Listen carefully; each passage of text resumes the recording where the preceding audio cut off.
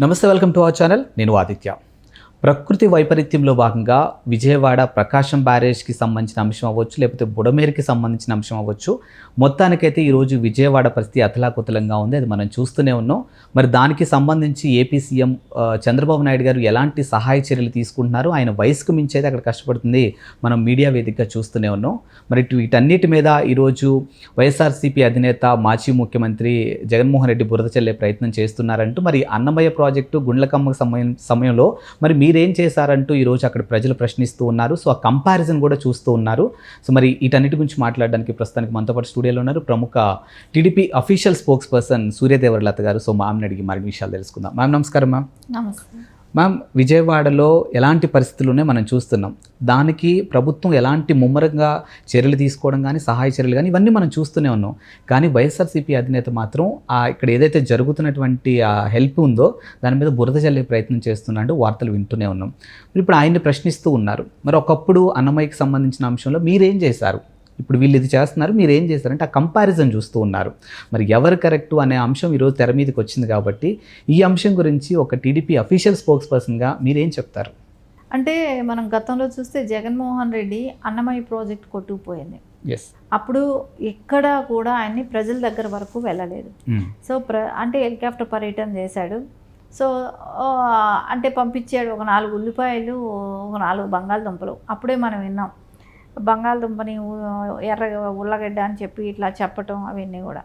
అంటే ఆయనకి ఏది కూడా ఒక బంగాళదుంపకి ఉల్లిపాయకి కూడా తేడా తెలియని వ్యక్తి.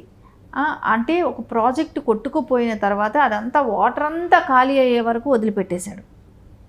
సో ఇంకా అది ఆ రాత్రికి రాత్రి అంటే నిద్రపోతున్నట్టే కొట్టుకుపోవటం జరిగింది.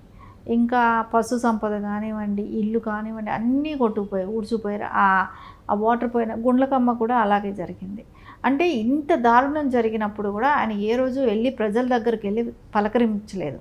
అంటే అప్పుడు కూడా అపోజిషన్లో ఉన్న తెలుగుదేశం పార్టీ కూడా వెళ్ళి ప్రజల దగ్గరికి వెళ్ళి ఆ రోజు బాగోగులన్నీ చూశారు. అంటే ఆ రోజు ప్రజల్ని వెళ్ళి దగ్గరికి వెళ్ళి పరామర్శించారు, ఎలా జరిగింది, ఏం జరిగింది. కానీ ఇతను ప్రజలకు ఒక భరోసా కూడా ఇవ్వలేదు. ఏ రకమైన హామీ లేదు. ఆయన వెళ్ళి ధైర్యం చెప్పింది లేదు. అంటే ఆ ప్రాజెక్టు మరమ్మతులు వీళ్ళ టైంలో ఇలాంటివి జరుగుతుంటే కూడా పట్టించుకోలేదు. అంటే దానికి పెట్టాల్సిన సొమ్ములన్నీ వీళ్ళే కాజేయటం సరిపోతుంది కదా, వాటి మెయింటెనెన్స్ ఖర్చులు కూడా వీళ్ళే తినేయటం సరిపోతుంది కదా, ఇంకా దేనికి చేస్తారు. ఈరోజు ప్రకాశం బ్యారేజ్ని కూడా దాన్ని కూడా డ్యామేజ్ చేయాలని చూశారు. వీళ్ళు బోట్లు పంపించి ఒక్కొక్క బోటు 40-50 టన్నుల బోట్లు పంపించి 5 బోట్లతో దాన్ని గుద్దటం కానివ్వండి, ఇవన్నీ చేయటం చూసారు. దానికి ఉన్న గొలుసులన్నీ కూడా తీసేయటం జరిగింది. ఇవన్నీ వాంటెడ్లీ చేయటమే కదా. ఈ బుడమేరు ప్రాజెక్టు కూడా సో దానికి గేట్లు ఉన్నాయని చెప్పి అంటే లేని గేట్లని దాన్ని సృష్టించాడు. దానికి గండ్లు పడ్డాయి. ఆ గండ్లు ఎవరి టైంలో పడ్డాయి, ఎవరు చేశారు, దాన్ని ఎవ్రీ ఇయర్ నువ్వు దాన్ని జాగ్రత్తగా పర్యవేక్షించుంటే ఈరోజు ఈ పరిస్థితి ఉండేది కాదు కదా. సో దాన్ని చూసుకోలేదు. దానికి పెట్టాల్సిన ఇవి ఫండ్స్ కానీ ఏ రకంగానూ దానికి రేస్ చేయలేదు, దానికి పెట్టను కూడా లేదు. సో అవన్నీ గండ్లు పడేటప్పటికి దానికి ఒక గేటు ఉన్నట్టు, ఆ గేటు కొట్టుకుపోయినట్టు అంటే ప్రజలను అందరినీ కూడా అంటే ఇప్పుడు ఆ సరౌండింగ్స్ అక్కడ ఉన్న వాళ్ళకి తెలుసు దానికి గేటు ఉండదు అనేది. సో బయట ఉన్న ఏపీ మిగతా జిల్లాల ప్రజలకు తెలియదు కదా. అంటే కన్ఫ్యూజ్ క్రియేట్ చేయటం, ఇలాంటివన్నీ చేయటం కూడా జరుగుతుంది. ఇవన్నీ ఎవరి మూలాన జరుగుతుంది? జగన్మోహన్ రెడ్డికి ఆయనకు అవగాహన లేకపోబట్టి ప్రజలందరినీ కూడా ఒక కన్ఫ్యూజ్లో క్రియేట్ చేయటం జరుగుతాం. నారా చంద్రబాబు నాయుడు గారు అంటే ఆయన ఏం పని చేస్తే అన్నీ పని చేస్తాయి అనే ఒక ఉద్దేశంతో ఆయన ప్రజల్లోకి వెళ్ళటం. సో ప్రజలకు ఏం కావాలి అంటే 25 కిలోలు బియ్యం ఇస్తానంటాం కానివ్వండి, ఒక బస్తా బియ్యం అంటే 25 కిలోలు ఆ బియ్యం, కిలో కందిపప్పు, ఆయిల్ ప్యాకెట్టు, 2 కిలోలు ఉల్లిపాయలు, 2 కిలోలు బంగాళదుంపలు, సో ఇవి చింతపండు, ఇవన్నీ కూడా ఆయన ఇవ్వటానికి మీ రైట్, మీరు అడిగి తీసుకోండి అని చెప్పి ఆయన ఓపెన్గా చెప్పటం కానివ్వండి. అంటే ప్రజలకి అంటే నిత్యావసర సరుకులు కూడా అన్నీ కొట్టుకుపోయాయి, అన్నీ తడిచిపోయాయి. అసలు తినడానికి వాళ్ళకి తిండి లేదు. ఎవరో తీసుకొచ్చి పెడితే కానీ ఫుడ్ వాళ్ళకి ఇది ఎన్ని రోజులు నడిపించగలుగుతారు?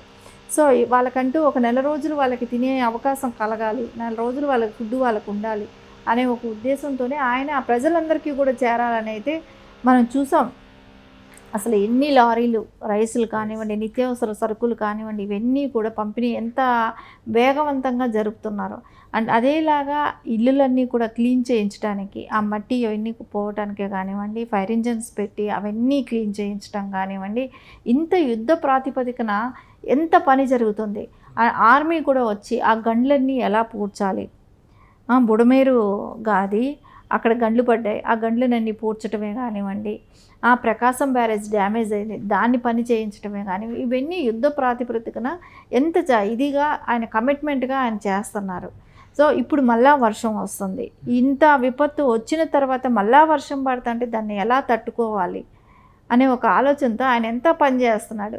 నువ్వు ఇంట్లో కూర్చొని నువ్వు 5 నిమిషాలు 10 అంటే ఒక అరగంట గంట వచ్చి తిరిగి వెళ్ళాడు, తర్వాత అసలు ఆయన ఎక్కడున్నాడో కూడా తెలియదు. అసలు ప్రజలకు ఏమైనా అంటే ఆయనకు ఓటేసిన జనాలు లేరా అక్కడ? వాళ్ళు ఇబ్బంది పడుతున్నారు కదా, వాళ్ళకి ఏమైనా చేద్దామనేది ఉందా? నీ కార్యకర్తలకు నువ్వేమైనా ఒక మెసేజ్ ఇచ్చావా, వాళ్ళని ఆదుకోండి అనే ఒక ఇదేమైనా ఇచ్చావా? ప్రజలందరినీ ఆదుకోవాల్సిన పరిస్థితిలో ఈరోజు నువ్వు ఇంట్లో కూర్చొని ఏదో ఒక బురద చల్లటం కాదు కదా. అంటే ఈరోజు తెలుగుదేశం పార్టీ అంటే ఆయనకి వ్యవస్థ ఎలా పనిచేస్తుంది అనేది తెలియని వ్యక్తి ఈరోజు నారా చంద్రబాబు నాయుడు గారిని చూస్తుంటే ఆయనకు ఒక అక్కసు. అంటే ఇంత విపత్తు జరిగినా కూడా ఇది ఇంత స్ట్రాంగ్గా ఆయన వర్క్ చేస్తున్నాడు. ఆయనకి ఎందుకంటే ఎప్పుడెప్పుడు శవాలు కావాలనే ఎదురు చూసే మైండ్ సెట్. అంటే ఎవరికైనా మనుషులు చనిపోతుంటే బాధ వేస్తుందేమో, జగన్మోహన్ రెడ్డికి చనిపోతే సంతోషం వేస్తుంది, ఎందుకంటే అక్కడ వచ్చి డ్రామా చేయాలి, అది ఆయన కోరుకుంటున్నాడు. అందుకే కదా ప్రకాశం బ్యారేజ్కి డ్యామేజ్ కలిగించే ప్రయత్నాలు కూడా చేశాడంటే, అంటే కొన్ని లక్షల మంది చనిపోయే అవకాశాలు ఉన్నాయి, అలాంటి విపత్తు కలిగించాలనే ప్రయత్నించాడు కదా.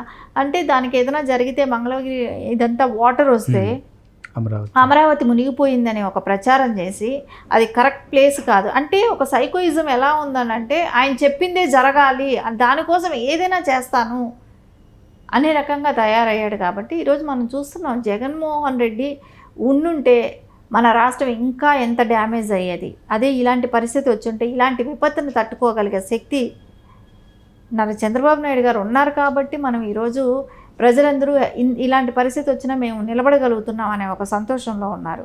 కానీ జగన్మోహన్ రెడ్డి లాంటి వాళ్ళు ఇంకా ఏదైనా చేయాలి, ఇంకా ఏదైనా జరగాలి, రాష్ట్రానికి ఇంకా ఏదైనా చేసేయాలి అంటే జరగకపోయిన విపత్తులైనా వీళ్ళే సృష్టించేటట్టే కనపడుతున్నారు. ఇలాంటివన్నీ కూడా జగన్మోహన్ రెడ్డి ఆలోచన విధానం ఈ రకంగా ఉంది. నారా చంద్రబాబు నాయుడు గారి ఆలోచన విధానం మనం చూస్తున్నాం గత వారం రోజులుగా.